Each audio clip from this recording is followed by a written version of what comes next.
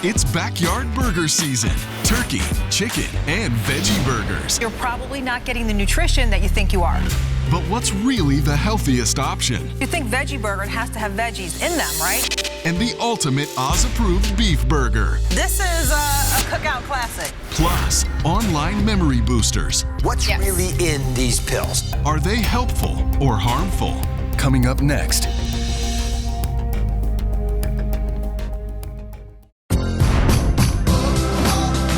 Y'all ready for season 10? Yeah!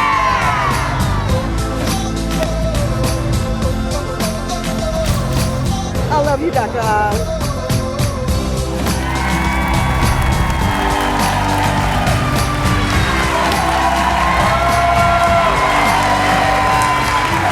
Today, an investigation into the hottest debate about one of America's most beloved and classic foods, burgers.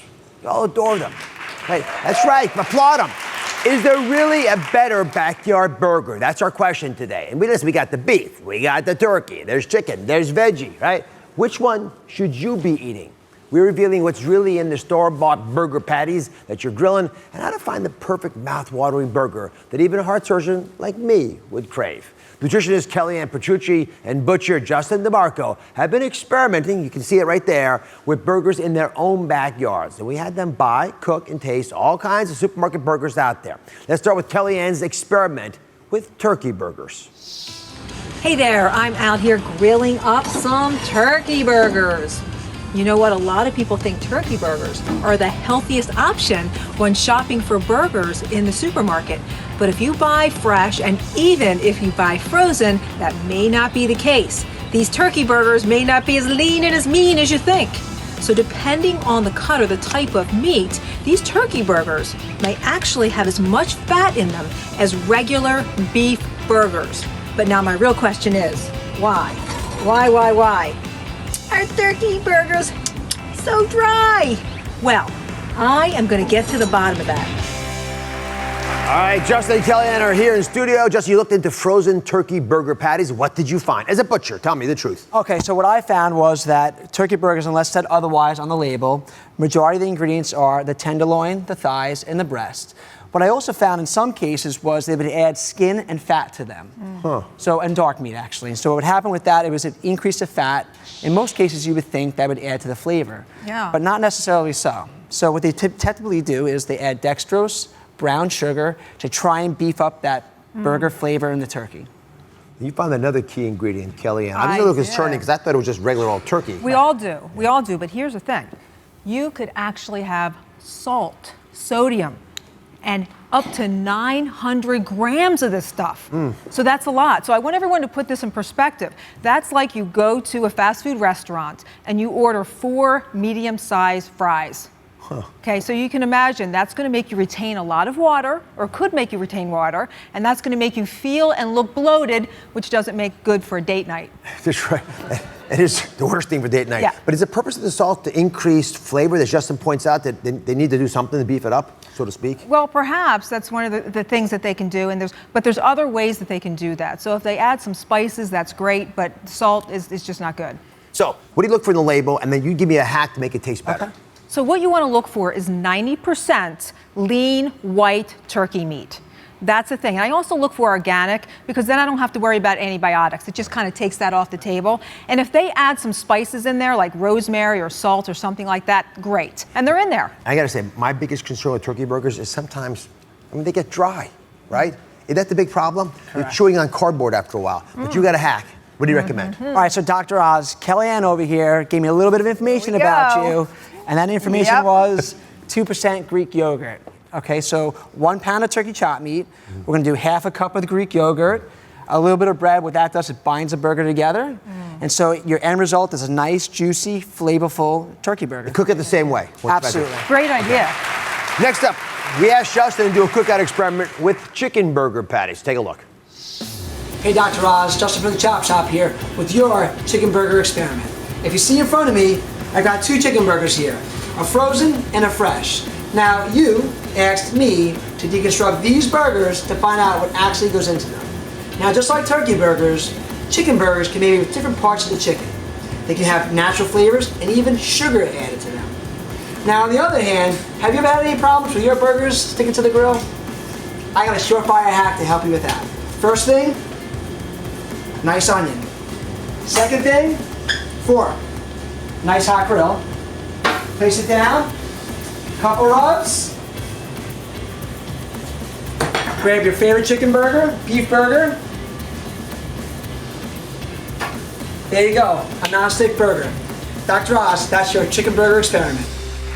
That is such a good hack, Justin. It's so simple, right? Sure is, sure is. Yeah. And the black gloves, you look like a mortician, by the way. Well, it's kind of my MO. Oh, it is. I have purple ones for you if you want. All right, I'll grab it for you. When you looked at the ingredient list, what surprised you about these? Well, it actually surprised me a lot, but in a good way, because the nutritional profile is really solid. You've got about 150 to about 210 calories. That's great. Yeah. And the protein, about 14 to about 25 grams of protein. Goodness. So that's a really good balance. Yeah, that's fantastic. Yeah. And Justin, what do you look for when you're buying in the store to make sure you get a tasty burger? So what you do want to look for is obviously the primary ingredient. The first ingredient would be chicken, which you would assume. The rule of thumb, by the way, if the first word in the label is not the first word in the ingredient list, you got a problem. Correct. So it's chicken. There should be chicken in chicken. And then even after that, it would be the chicken, obviously, would be breast or thigh. And then after that, you don't want to have any other really ingredients such as preservatives or salts or, like Kellyann said, you want to add that stuff after.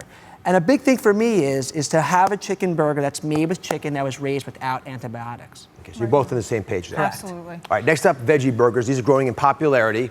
Now, to be fair, there's some health issues to talk about, but there's also some taste problems with burgers. So I'm gonna do a live taste test right here on the set with a butcher, Justin.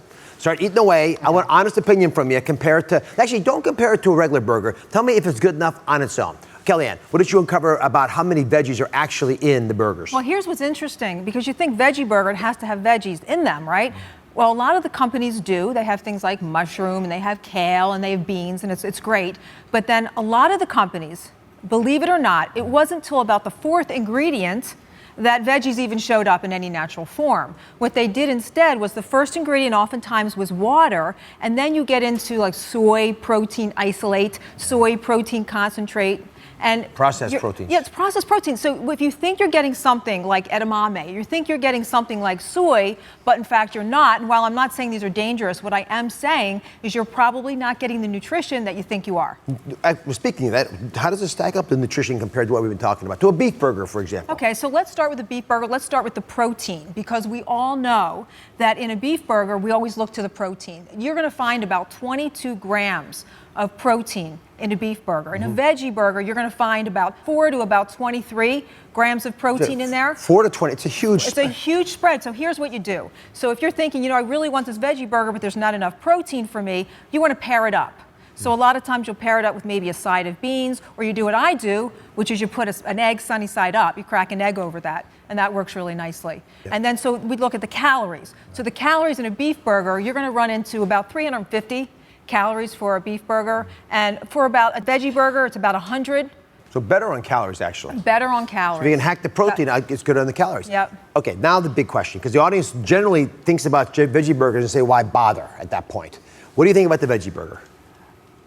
Coming from a beef perspective, it lacks a little bit of flavor, okay, but it's a good alternative if you want a healthier, kind of meal. It was a little bit dry. A little dry? It was a little dry. I could have added yogurt and bread. You can. With this, you would add a condiment to it, and obviously a healthier one if you could. Mm-hmm. But as far as, for my palate, it was a little bit dry. Killjoy.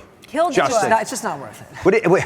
So here, can I say something? I was trying to tempt you to say this, but I'm going to say it myself. Don't compare a veggie burger to a beef burger. They're not supposed to be the same thing. They taste different. Polar opposites. Yeah, so if you can get used to it, does it taste good enough on its own, is the question you should be asking yourself. If you didn't have any beef burgers in the universe, would you be accepting of a veggie burger? I would accept it, absolutely. There we have it. Yeah. Now we're talking. All right, nutrition.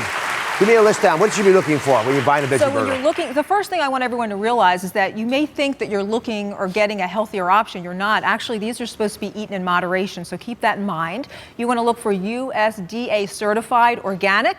The calories you want to run at, stay at about 200 or even below. And with veggie burgers, you can get a little bit of fiber, so you want to look for about 6 grams of fiber. All right, so up next, the investigation into backyard burgers continues with the ultimate Oz-approved beef burger that everyone's craving for their summer cookout. I'm going to find out how you can save calories and still be satisfied. Even Justin the Butcher will be happy with every bite. Stick around.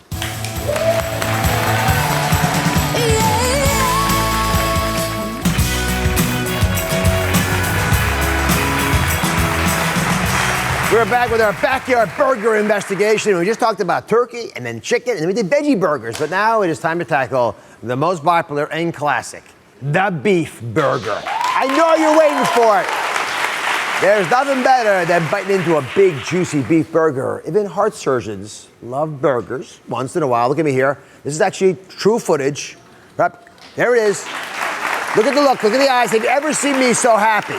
Right? But there is an Oz-approved beef burger. The Salaberios family has a summer cookout every year, and they say they're the pickiest burger lovers. And here's what they say are their complaints or beefs with most burgers. I just want to taste good meat. I don't want to wreck my diet with just one burger. I really want a burger which is not dry like a cardboard. I've got the best homemade juicy beef burger patty right here. It's under 150 calories. Butcher Justin Demarco is back. Now, Justin, he's a butcher. He knows all this stuff. What kind of meat goes into a good burger? This stuff behind the scenes that we don't all see. Okay, so there's one thing that I know about, and it's burgers, okay? So my inputs start with ribeye, skirt steak, which lend themselves to being more of a fattier kind of meat. That tastes good. Then sirloin and chuck. And as you can see here, these have less fat. So what you do is you combine all these wonderful meats together, send them through the grinder. We'll add a couple more pieces here. Give a little push on it. And as you can see, some of that meat's coming right out. And there you go, you have a fresh burger. All right, so it looks like this. Right. The typical size of a burger should be what? Trends have gone from 8 ounces and now have decreased down to like 4 to 6 ounces. And I think it has to do with, the cholesterol and the fat that's in these burgers. It tastes so darn good, it's good enough. 100%. Right? You don't need 4 scoops of ice cream. 1 or 2 scoops most of us can be okay with. After that's hedonism. All right, how about the preformed patties that we see everywhere? They're fresh, but they're frozen. Correct. So there's two kinds. There's a fresh burger patty and a frozen. If you have to buy a frozen burger, obviously you want to look for a burger that has beef as your primary ingredient. Anything after that, any preservatives or salts or artificial flavorings, it's just not the best thing. And how about these preformed fresh? Are they okay? Same thing. Obviously, beef is a primary ingredient. You want to look for a burger that's 4 to 6 ounces and also not so pressed. If the burger is pressed, when you put it on the grill, it tends to release a lot of the flavors. And the sell-by date? Sell-by date is 3 days prior, and then a day or two after purchasing them is the best time to use them. All right, come on over here. We have a studio cookout ready for the ultimate beef burger reveal. The Salaberios family is here. They consider themselves the pickiest burger lovers. You heard them earlier. Remember, beef burgers are not a daily food, but if you're going to indulge, I want you to choose wisely. So it is time for the big moment. Ready? Drum roll, please. For the first time ever, I present the ground beef and chopped mushroom mashup burger. Please. The Salaberios family is eating, tasting. Please get us start here. We're going to see what they think. They're the experts. Justin, first off, why would you combine mushrooms and beef? Well, one, it's a good binder, and like a lot of mushrooms, for example, the portobello has a meatier kind of flavor. So combining the two and the moisture from the mushroom really makes for a nice, flavorful hamburger. Let's talk about beef for a second, everybody, right? You ought to be buying the perfect beef burger ingredients right. Make sure it's 100% grass-fed, ground organic beef. That's what you want. I like the ground chuck. It's got about 15 to 20% fat compared to 25 to 30% in regular ground beef. That's a good balance, guys, between flavor and fat if you do that. So how do you make the mashup? How do you bring the mushrooms and marry them into the beef? It's super easy. It's like making peanut butter and jelly, right? You take a nice pound of chopped meat, dice up some nice mushrooms, whatever you like, and then you add some nice herbs. You could do some marjoram, you could do some rosemary, garlic, and there you go, nice flavorful burger. So before I get your opinion on taste, let me give you the numbers. A regular beef burger, well, not like this one, like the one you normally would have gotten, about 350 calories. Okay. A lot of calories. It's good, tastes great, but a lot of calories. The ground beef and mushroom mashup burger that we revealed today has a total of 147 calories. Less than half. Let's see what the Salaberios family thinks of the taste. Will it live up to their beef burger expectations? So, take it away. Let's get the kids in there first. What do you guys think? Oh, Mr. Dr. Oz. Sorry, Dr. Oz. It's okay, Mr. Doctor's fine. It is so good. It's not dry. It's not dry like a piece of cardboard, and it's not hard like a hockey puck. Because I just grew these teeth. You have passed my flavor test. I passed. Look at that one. There, I like that. What do you think? I mean, when I first saw this burger, I was like, this is really appetizing. And then I tried it, and it was just one above and beyond. It's like really seasoned well, and I really like it. I also like mushrooms. We should go into business together, and we got our testimonials right here. What do you think? It literally checks off all my boxes. To have it be healthy, delicious, low calories, I don't have to feel guilty about having a burger. This is a cookout classic, no doubt. I think you said it right. There's some tastes that belong together, right? Yeah. Peanut butter and chocolate go together. Peanut butter and jelly go together. I couldn't add peanut butter to beef. Maybe we should try that next. But mushrooms and burgers, they go well. We put the recipe on DrOz.com. Share with your friends. Brag about it. We'll be right back. Good job.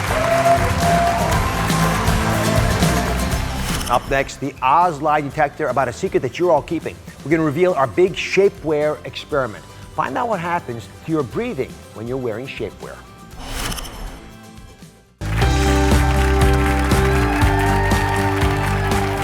Today, the ugly truth about a secret that you're keeping about an item that millions of you rely on every single day, your shapewear.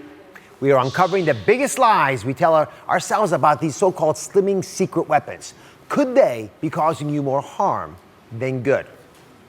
Now think about this. Shapewear, and it comes in all forms, has exploded over the years. And there's a new dirty little secret that more and more women are keeping about their shapewear. Joining us now, investigative reporter Mara Schiavocampo.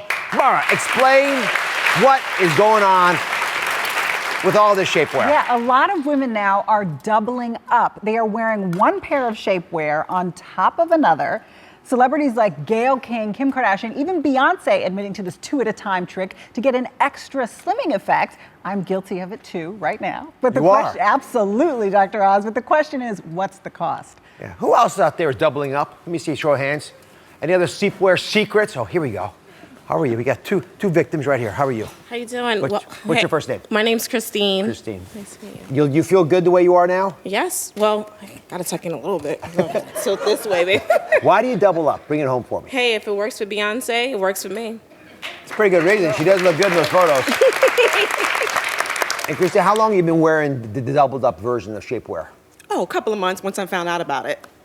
Before it was just one and that was it, but when I heard about doubling up twice, I was like, that's for me. And what does it feel like when you're wearing it? Oh, it's uncomfortable. It's tight.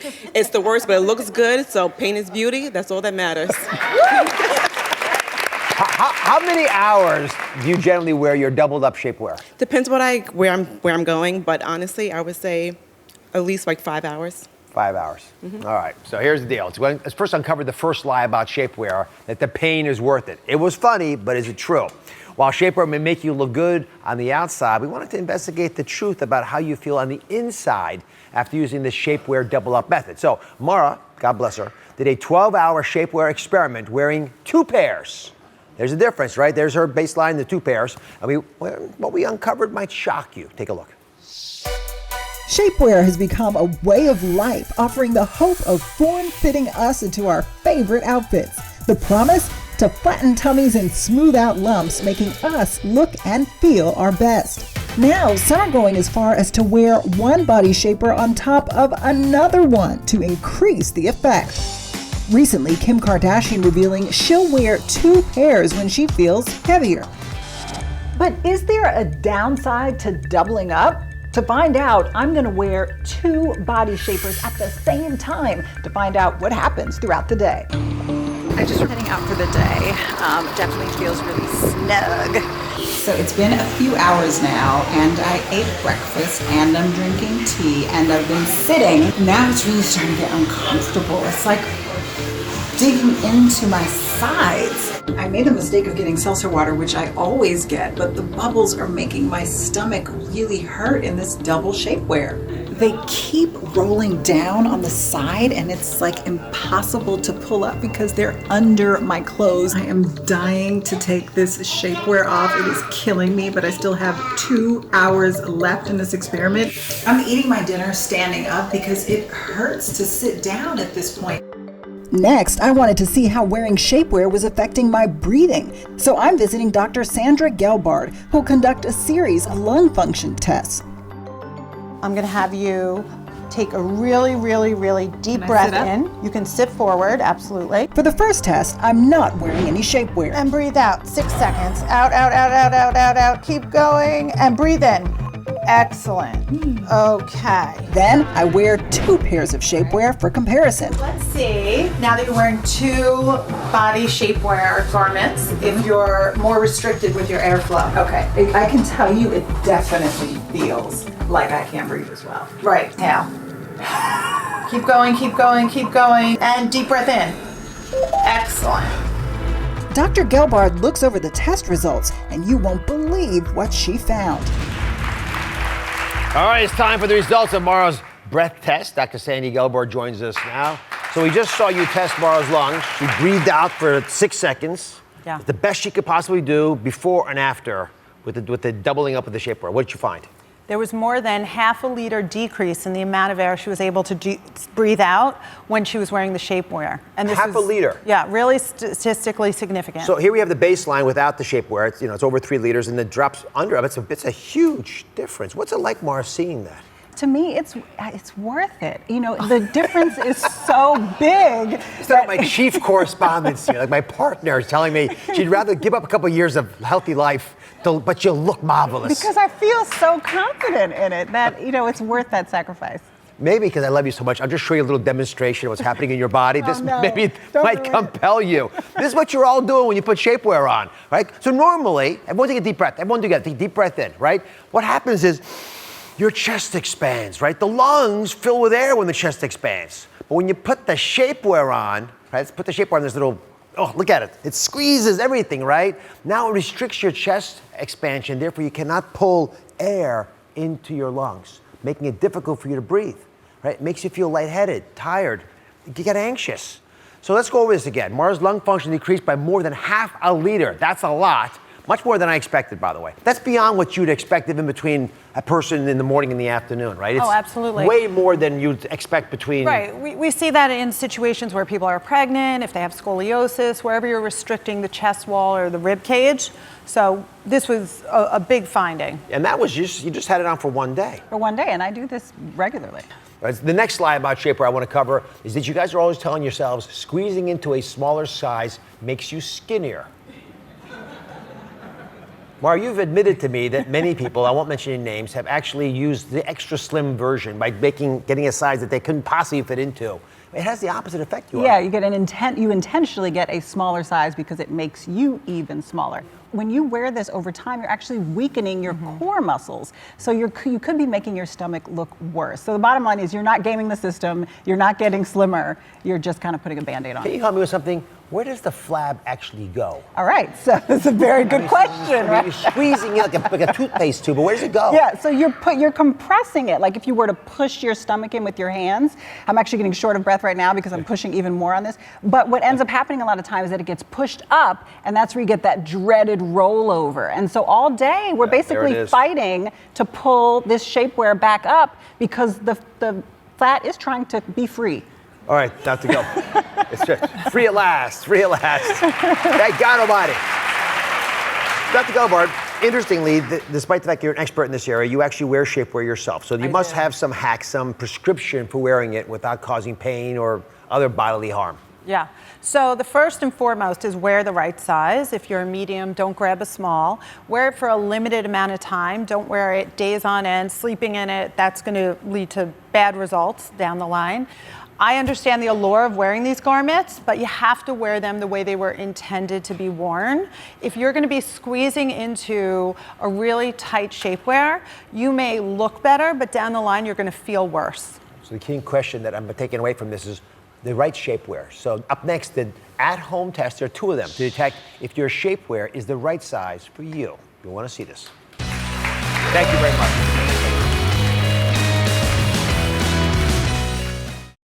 I love getting to talk with you on my show every single day. But when the cameras stop rolling, the conversation is not over. I still have a lot that I want to talk about. So download the Dr. Oz podcast on Apple Podcasts or wherever you get your podcasts. Today, the biggest lies you tell yourself about shapewear. You ever get the dreaded rollover, right? or the indentations in your skin from trying to squeeze into your shapewear? We're back with the 2 self-tests to detect if your shapewear is right for you. Fashion expert Denise Caldwell is here. She says there's a science to shapewear. Why is that? Well, unlike a blouse or a dress, Dr. Oz, your body shapewear should actually fit tight. But sometimes people don't know the difference between too tight and tight enough just to do the trick. You want it to be cinched and secure, but not where you can't breathe or move. So let's uncover the 2 tests to make sure your shapewear isn't too tight. Shapewear fanatics Teresa and Ivana are here to try them out. Thank you for sharing the experience with the entire audience.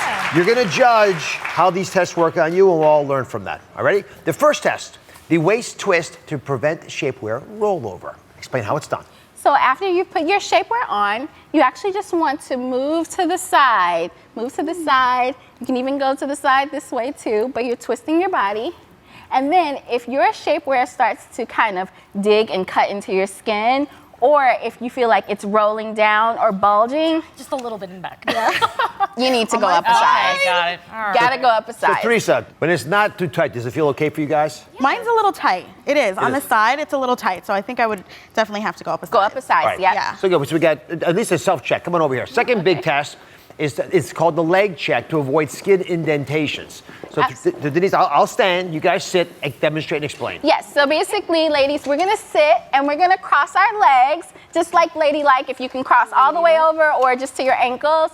But the thing here is you'll feel that band. We all know sometimes our shapewear has that band right here. If you feel that band start to dig into your skin, or it's even causing an indentation in your skirt and something that you don't really want, then you should get a bigger size. How does your shapewear feel with this second test? Is it digging into your thighs? Yeah, mine's good. Mine's good. Oh. Yeah, perfect. So then it's just the waist part. Just the waist. So if it's digs, how about if you pass one but not the other? Well, they have so many different types of shapewear. They have them where they're shorts. They have them a little bit longer, like I was talking. Just by then the shape. you can have some that stop right at the waist, or some that are higher up. So there's different ones, and then they have ones with straps. So you kind of have to have an arsenal of shapewear in your underwear drawer. All right. So find the ultimate shapewear buying guide at DrOz.com. We'll be right back.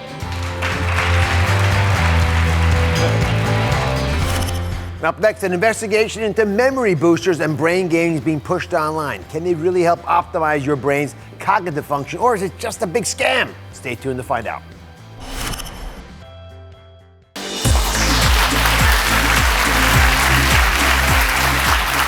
We are stopping scammers in their tracks before they get to you and your family. Now, whether it's a game, an app, or a pill, everywhere you click online, someone is trying to sell you another memory booster, and you're buying them. Sales are in the millions, and they're climbing every day. But do brain boosters really work? And are they safe? Trisha from our audience is here. Thank you for playing this little game with us. How's your memory, you think? Not good. Not good? No, not at all. I'm a busy mom, and I'm always multitasking, and I'm trying to, do grocery shopping, and just doesn't work. How many kids do you have? I have 2 kids. You sure? You remember that, right? Yes. Okay. Yes. See how bad it is. All right, so ready to test your memory? Yes. All right, so I showed you a card before the show. There's some pictures on the card. Right. All right. I'm going to ask you some details about those pictures, see how much of the detail you remember. Okay. First question. All right, everyone at home, you can see the card right now. It's in front of you, but we're not showing it to you. Okay. All right. What color was the flower? Yellow. What time was the clock set to? 3 o'clock? 3 o'clock. Do you remember? No. I didn't think so. I don't. What was the finger pointing away from? To the right of the hamburger. Oh my goodness, that's good. What color was the dog? Brown. You know what? I want to bring in the author of the Alzheimer's Solution, Dr. Ayesha Sherzai. Dr. Sherzai, come on over here. Hi. That was pretty good. That was really good. Oh, okay. You did very well. Thank Absolutely. Now, you say memory lapses are normal. I mean, how do we know what's normal and how do we improve on it? Memory lapses, a few of them are okay. And especially for you, I'm a mom, I understand. You have kids, you have a lot of things to take care of, and multitasking. There's no such thing as multitasking. It's doing multiple things badly. But, they're of no concern. The brain is a very complex organ, and there's so many ways you can actually make it healthier. So getting half of them right, which is what you got. Yes, That's okay. Yes, absolutely. And a lot of memory is affected by focus and attention. Focus is actually the gateway to memory. And there's so many things you can do to improve your attention and focus. Right, so you want to move from knowing there's a clock to knowing what time the clock was. Right. Knowing there was a dog to the right color. Okay, Thank you very much, Tricia. Pay attention, it's important. Dr. Sherzai, who is using these online memory boosters and what do they claim they do? A lot of people, a lot of smart people are using these memory boosters, college students, entrepreneurs, athletes, and a lot of baby boomers and elderly people who are afraid of going down the path of cognitive decline, Alzheimer's, dementia are using these. All right, let's get into the investigation about whether the memory boosters are legit or a scam. First, we're going to look at these memory pills.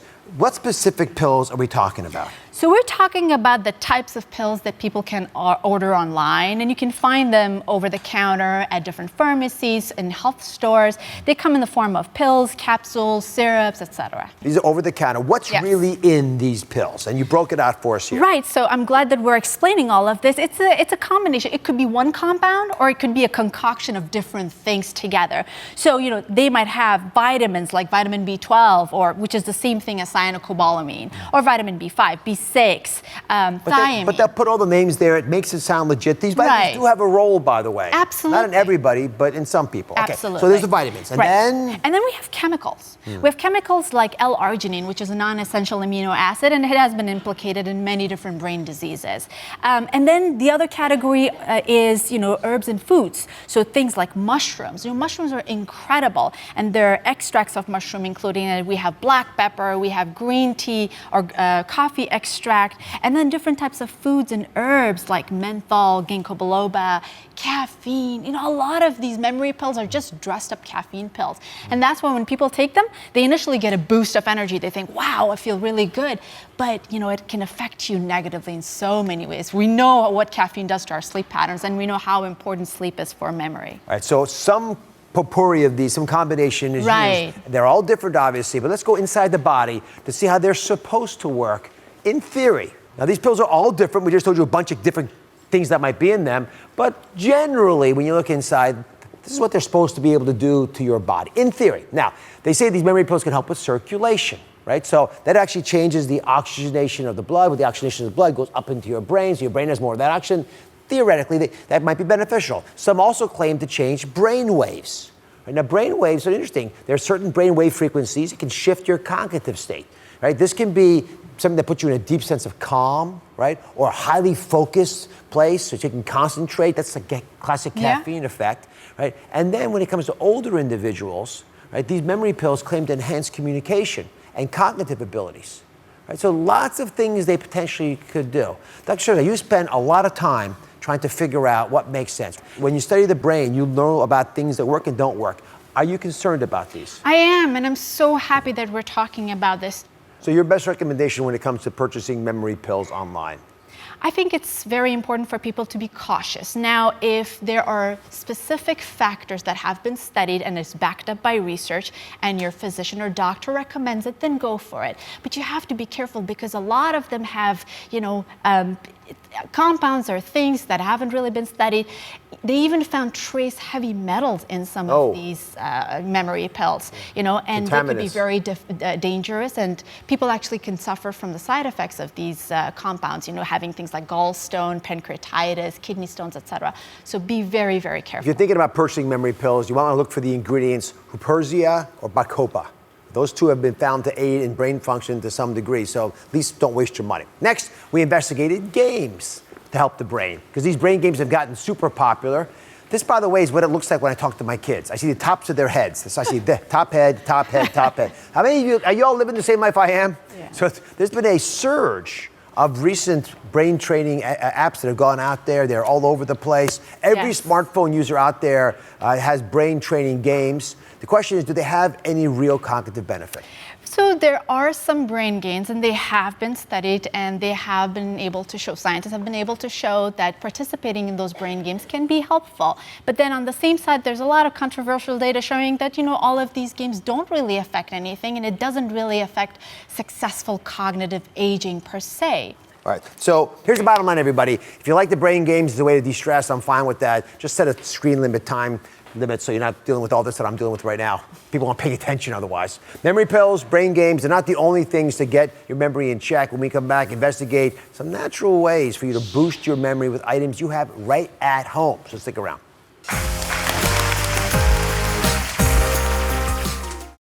drink up, we've got an Oz-approved 3-day tea talks. We took all of the best teas and we combined them with foods. Get results safely without feeling hungry. Next Oz.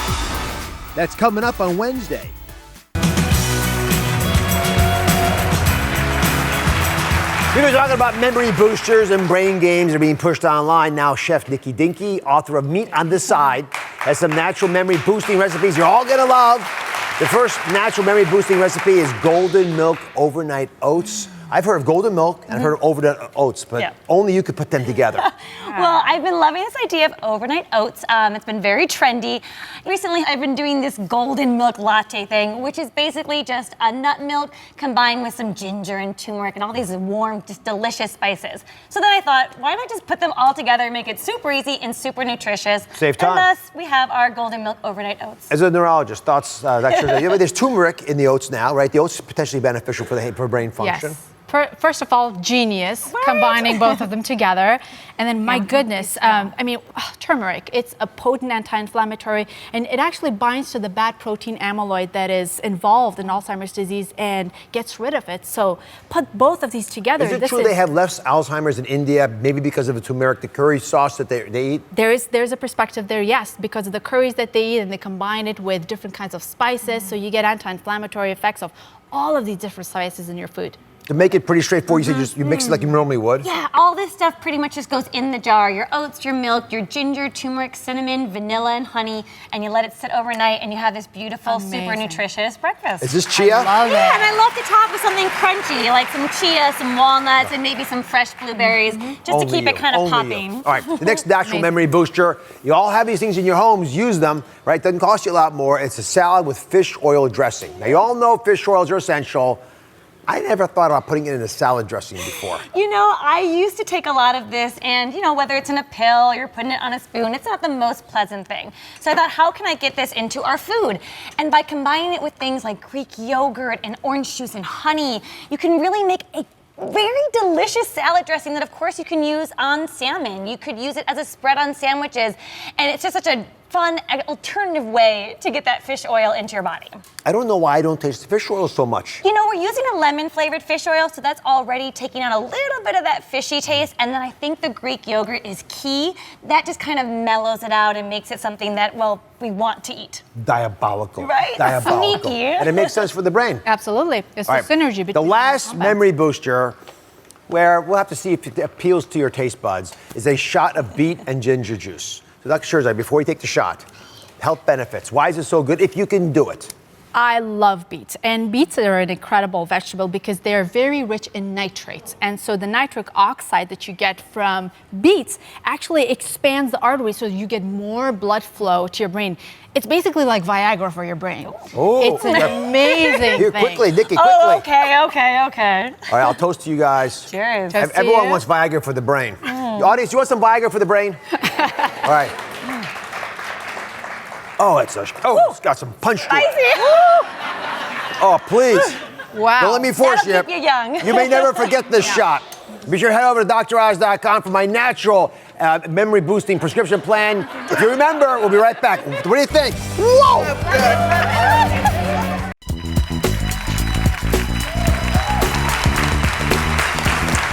Many people in my audience have a pair of glasses with them right now. May I see? Let me see. Oh, I see you even better like this, right? All right. So glasses are something we take for granted. For those of you like me who use them for reading, you can get them for just a few bucks. I buy a bunch of them, right? Get them at the pharmacy, leave them everywhere, so I don't even think about them.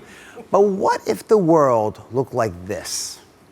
A little out of focus, right? And you didn't have access to glasses to get it back into focus, like this. The simple things you do every day, from reading to driving a car to seeing your loved ones, would become impossible. It's a reality for billions. That's right. Billions with a B of people all around the world. Joining me now are two people who have teamed up to help us see the world more clearly. Optometrist Dr. Jordan Kassalow. Welcome, Jordan. Thank you, Dr. And Rabbi Jennifer Krause. First off, Dr. Kassalow, I just described the problems affecting billions.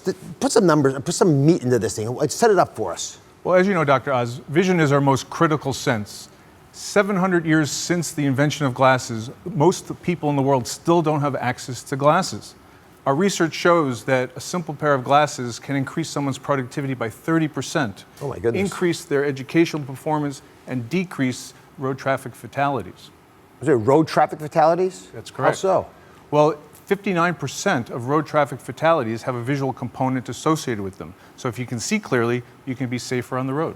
So it benefits not just you, but the people around you then. Absolutely. So what's your vision, and why did you get so passionate about this vision? Pardon the pun. What do you hope to do? How are you going to make a difference? Well, I started an organization called VisionSpring. Our goal is to ensure that everyone has access to affordable glasses throughout the world. We deliver eyeglasses and vision services right to people where they live, work, and go to school. Last year, we helped over 1.2 million people get glasses, and collectively, over 5.5 million people in the world, VisionSpring has provided glasses for over the last number of years. Why we're doing this is I've always wanted to live a life that had a deeper purpose beyond just myself. And I discovered that purpose when I was a student. I joined a mission to Mexico, and I met a 7-year-old boy from the School for the Blind.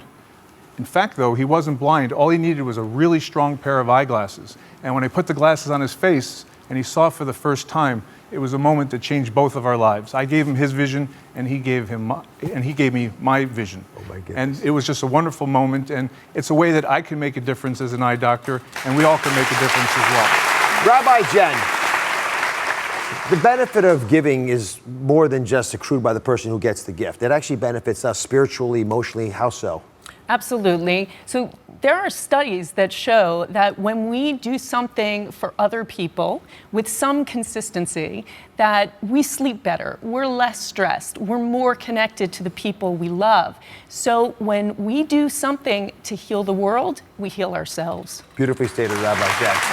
Guys, it's right there. This is a great excuse. Pick something you want to do, but I tell them, and just to be clear, I checked into this for $5, all loaded, including the examination and everything else, and getting the glasses to the person. You can take a kid out of a school for the blind and make them productive, which I love is feasible. So for more information on how you can help the world see clearly, please check out VisionSpring's website. We're going to link to it at DrOz.com. You can check out Rabbi Jen and Dr. Kassallow's new book, Dare to Matter, Your Path to Making a Difference Now. It's part of the proceeds of that book will go towards helping people get access to glasses as well. Together, everyone, change is happening. Show up in life. Our journey is just beginning.